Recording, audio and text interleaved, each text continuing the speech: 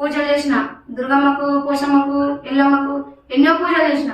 లందన కళ్ళంట ఏదేదో చేసిన. ఏ పోషమ్మకు చీరలు కట్టించుడు, జాకెట్లు కట్టించడం, అవన్నీ బట్టలు అన్ని చేసిన.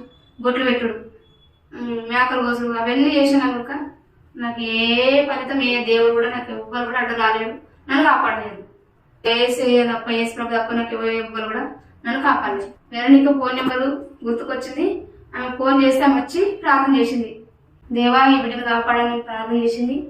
మంచిగా ఆమెనే ప్రార్థన దారి నేను మంచిగా అయినా.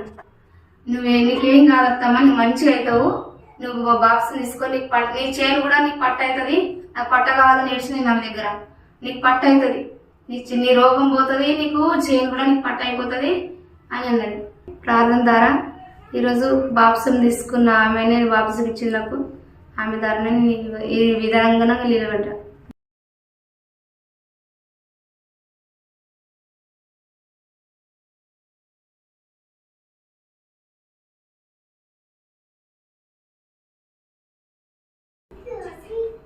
ఎంత నా హృదయం నిజంగా చెప్తున్నాను.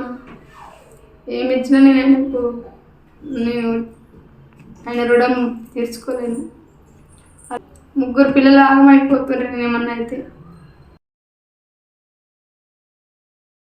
ఏసు తప్ప, ఏసు ప్రభు తప్ప నాకు ఎవరు కూడా నన్ను కాపాడలేదు.